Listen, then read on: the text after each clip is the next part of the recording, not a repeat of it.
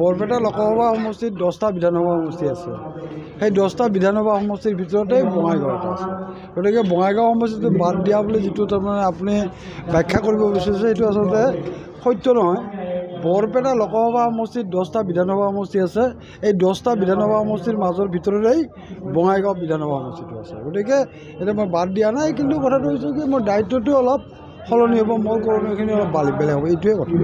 ইয়াত কিবা এটা ষড়যন্ত্ৰ বা কোনো ধৰণৰ ষড়যন্ত্ৰ নাই, কোনো ধৰণৰ ষড়যন্ত্ৰ নাই। এতিয়া দলে এই বস্তুটো বিবেচনা কৰিছে, বিবেচনা কৰি কৈছে যে বৰপেটা লোকসভা সমষ্টিটোত মই প্ৰাৰ্থীত্ব পালে গ্ৰহণ কৰিলেহে ইয়াত আমাৰ MLA MP জন নিৰ্বাচিত হ'ব, প্ৰাৰ্থীগৰাকী নিৰ্বাচিত হ'ব। এই চিন্তাধাৰা বা এই ধ্যান ধাৰণা আমাৰ নেতৃত্বত আছে, আৰু নেতৃত্ব থকাৰ কাৰণে তেওঁলোকে মোক ৰিকুৱেষ্ট কৰিছে, আৰু ৰিকুৱেষ্ট কৰি দলটোৰ বৃহৎ স্বাৰ্থৰ খাতিৰত মই প্ৰাৰ্থীত্ব গ্ৰহণ কৰিছোঁ। প্ৰতিবাৰে বিপদত পৰিলে কিন্তু আপোনাৰ চকু পানী ওলায়, এইবাৰো চকু পানী ওলাইছে। চকু পানী কি শুকাই গ'ল নেকি? নাই নাই, চকু পানী মোৰ শুকোৱা নাই, চকু পানী মোৰ শুকোৱা নাই। বস্তুটো মই আবেগিক হৈছিলোঁ, কিন্তু কথাটো হৈছে যে মোক এই দলটোৱে মোক অসমৰ ৰাইজৰ লগত চিনাকি কৰি দিছে। এই দলটোৱে মোক 8বাৰ বিধায়ক কৰিছে, এই দলটোৱে মোক 2বাৰ মন্ত্ৰিত্ব দিছে।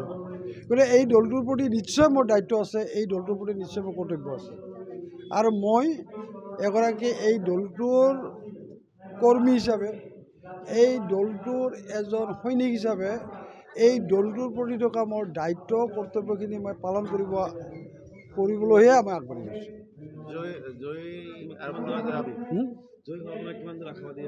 নাই নাই, চাওক, এইটোতো কি কয়, এতিয়া ইয়াত আগতে যিটো আজিৰ পৰা 1 মাহ আগত মানুহৰ যিটো চিন্তা চৰ্চা আছিল যে ইয়াত বিৰোধী ঐক্য মঞ্চ হ'ব, বিৰোধী এক হ'ব, বাকী আমি এটাই হ'ম, তাৰমানে এইটো বস্তুটো তাৰমানে ষ্টেট কণ্টেষ্ট হ'ব বুলি মানুহৰ ধাৰণা আছিল।